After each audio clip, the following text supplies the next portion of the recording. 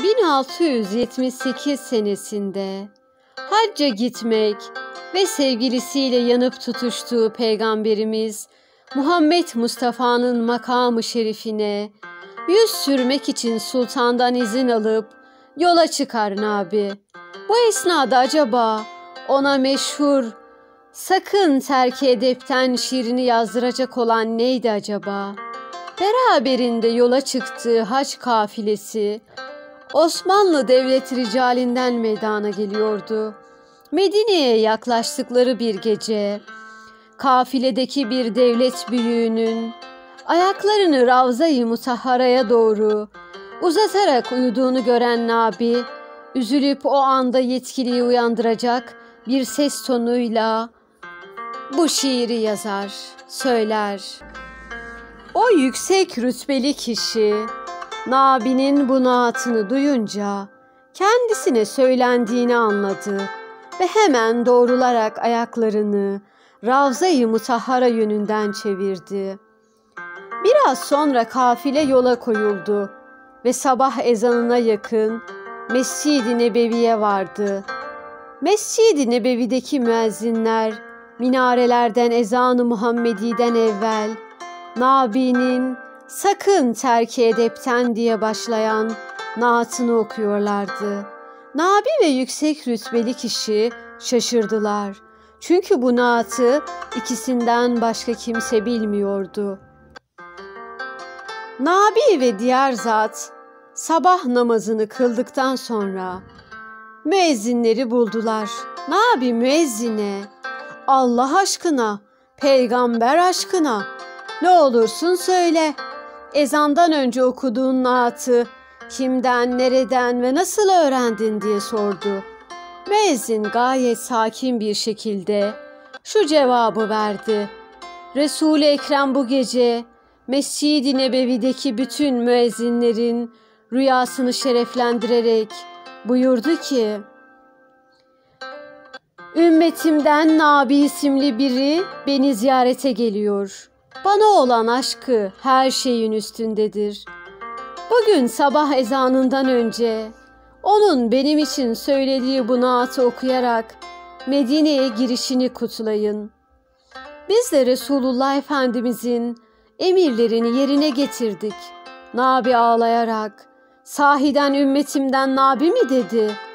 O iki cihanın peygamberi Nabi gibi bir zavallıyı günahkar ümmetinden saymak lütfunu mu gösterdi dedi. Evet cevabını alınca da sevincinden kendinden geçti şair Nabi. Sakın terki edepten, kuyu mahbubu hüdadır bu. Nazargâh-ı ilahidir, makamı Mustafa'dır bu. Habibi Kibriya'nın habgâhıdır fazilette. Teveffük kerde-i arşı Cenab-ı Kibriya'dır bu. Bu hakin pertevinden oldu deycûr adem zail. Amadan açtı mevcudat, du ceşmin tutiyadır bu. Felekte mah-ı nev, Babu selamın sine-i çakidir. Bunun kandili cevza, matla-i nur ziyadır bu.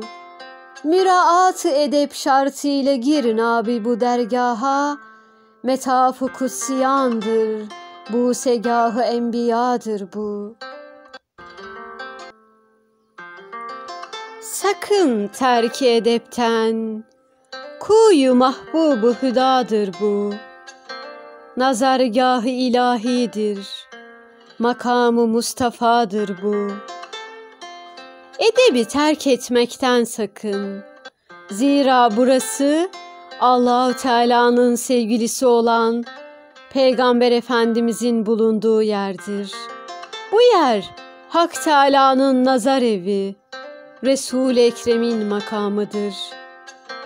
Habibi Kibriya'nın habgâhıdır fazilette. Teveffük kerde-i arşı Cenab-ı Kibriya'dır bu. Burası Cenab-ı Hakk'ın sevgilisinin istirahat ettikleri yerdir. Fazilet yönünden düşünülürse Allah-u Teala'nın arşının en üstündedir. Bu hakin perdevinden oldu deycur adem zail. Amadan açtı mevcudat, du ceşmin tutiyadır bu. Bu mukaddes mübarek toprağının parlaklığından yokluk karanlıkları sona erdi. Yaratılmışlar iki gözünü körlükten açtı. Zira burası kör gözlere şifa veren sürmedir. Felekte mahı nevbab-ı selamın sine-i çakidir. Bunun kandili cevza matla-i nur-i ziyadır bu. Gökyüzündeki yeni ay onun kapısının yüreği yaralı aşığıdır. Gökyüzündeki oğlak yıldızı bile o peygamberin nurundan doğmaktadır. Müraat edep şartıyla gir Nabi bu dergaha. Metaf-ı kutsiyandır, bu segah-ı enbiyadır bu.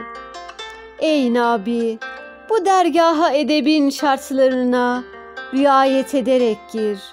Zira burası büyük meleklerin etrafında pervane olduğu ve peygamberlerin hürmetine eğilerek öptüğü tavaf yeridir.